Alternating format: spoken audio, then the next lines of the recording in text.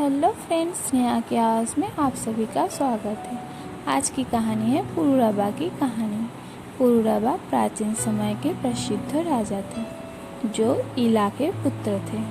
इनकी राजधानी प्रतिष्ठानपुर में गंगा नदी के तट पर प्रयाग में थी।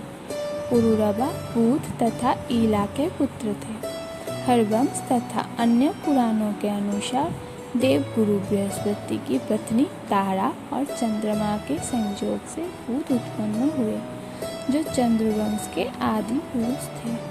बुध का इला के साथ विवाह हुआ, जिसके गर्भ से पुरूरबा उत्पन्न हुए, जो बड़े बुद्धिमान तथा रूपवान थे। नारद के मुँह से देव सभा में इनके गुणों का बखान सुनकर उर्वशी इन पर मुग्ध हो गई और वो भूलोक पर आने के लिए लालायित हो उठी। ऋग्वेद तथा श्रीमद् भागवत में पुरूरबा की कथा थोड़े से अंतर के साथ आती है। ऋग्वेद में स्वर्ग की अप्सरा उर्वशी और मर्त्यलोक के पुरूरबा के प्रेम प्रसंग की अजय अमर कथा इंद्रलोक और पृथ्वीलोक के अंतर संबंधों की स्पष्ट झलक प्रस्तुत करती है। इंद्र की सभा में पुरूरबा की चर्चा उर्वशी ने सुनी तो वो मन ही मन उसकी ओर आकृष्ट हुई। पृथ्वीलोक के मानव की ओर प्रेमाकर्षण से मित्र और वरुण ने क्रोधवश उसे मर्त्यलोक में जाने का शाप दे डाला। भूलोक में परम कांतिमय और देव स्वरूप इला का पुत्र पुरूरबा उर्वशी पर आश्वस्त हो गया। उसने उस अनिद्र सुंदरी को अपनी जीवन संगिनी बना लिया। लेकिन देवलोक से युक्त उर्वशी ने 3 शर्तें रखी। पहला शर्त, पुरूरबा उसकी सहमति से ही समागम कर सकेगा। दूसरा, नग्न रूप में कभी भी दिखाई नहीं देगा। तीसरा, एक दिन में 3 बार से अधिक आलिंगन नहीं करेगा।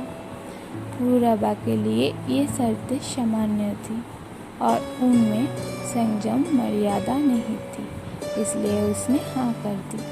अब दोनों सुखपूर्वक रहने लगे। उर्वशी के शयन कक्ष में 2 मेष थे, जिन्हें वो पुत्र समान मानती थी। देवतागण और इंद्र स्वर्ग में अप्रतिम सौंदर्य की देवी उर्वशी के अभाव में दुखी रहने लगे। वो उसे स्वर्ग वापस लाने की युक्तियाँ सोचने लगी। एक दिन विश्ववसु और अन्य गंधर्व चुपके से उर्वशी के मेष का अपहरण करने आ गया।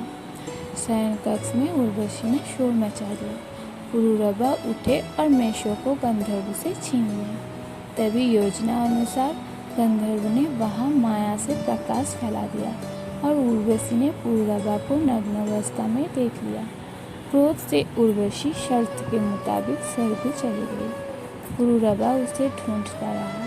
एक दिन प्रेम दग्ध और विरह से विहल पुरूरबा कुरुक्षेत्र में विश्व योजना नामक रामनिक सरोवर तट पर पहुंचा। उसने सरोवर में अपूर्व हंसनी को जल क्रीड़ा में मग्न होते देखा। वास्तव में वो सब स्वर्ग की अप्सराएं थी, जो जल विहार के लिए उतरी थी। आगे की कहानी सुनने के लिए कमेंट कीजिए। आज की कहानी यहीं तक थी।